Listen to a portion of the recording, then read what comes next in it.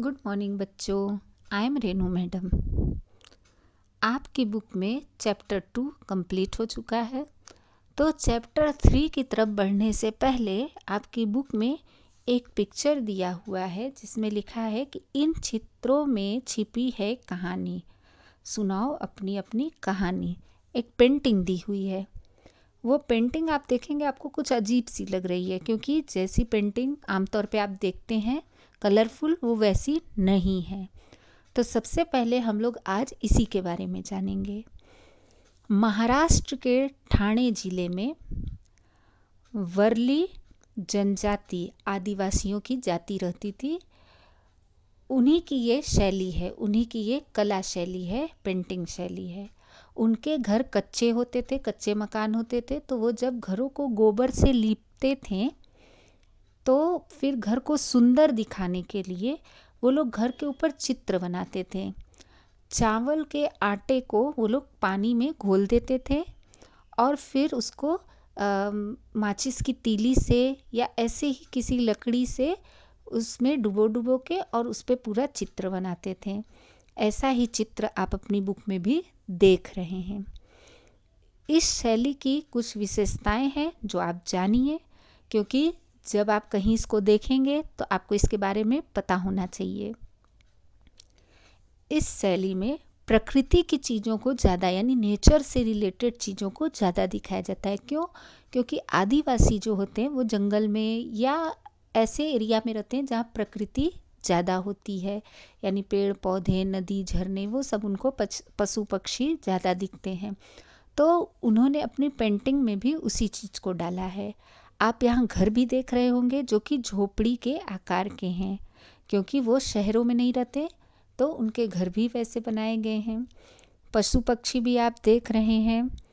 उसके बाद एक और विशेषता है इसकी कि इसमें इंसानों का चित्र जो बनाया जाता है उसको ट्रायंगल शेप में ही बनाया जाता है। जैसे आप देखिए, जो भी इसमें आपको इंसान दिख रहे हैं, औरत आदमी जो भी दिख रहे हैं, उनको ट्रायंगल को ट्रायंगल से जोड़ के बनाया गया है।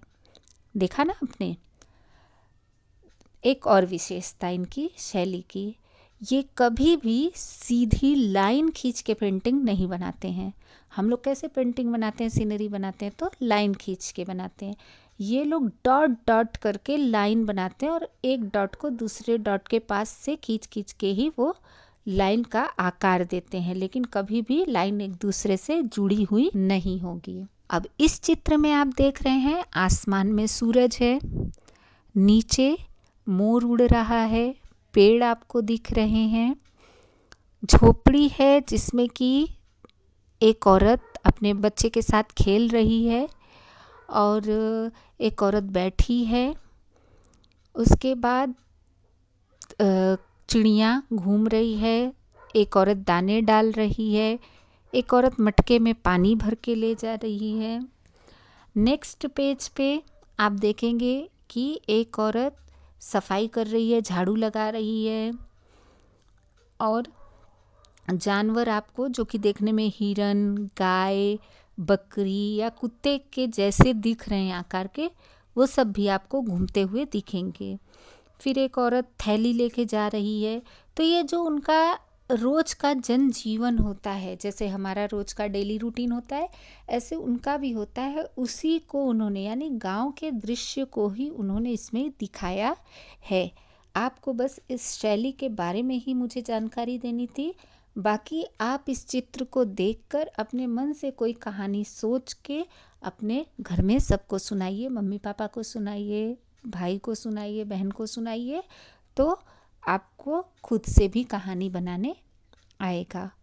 और एक बात, इस शैली को पहले तो ये जो पेंटिंग की कला थी वो सिर्फ उनके घर तक ही सीमित थी, लेकिन मास नाम के एक व्यक्ति ने इसको बाहर दूसरे जगह पर इसको फैलाया, आगे बढ़ाया।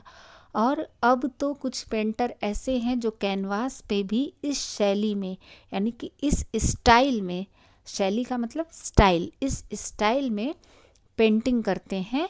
और विदेशों तक में ये पेंटिंग बहुत ही प्रचलित है, बहुत ही फेमस है और बहुत बिकती भी है।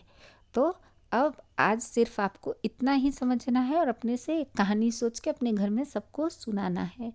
बाकी चैप्टर 3 हम नेक्स्ट वीडियो में करेंगे। ओके, बाय बच्चों।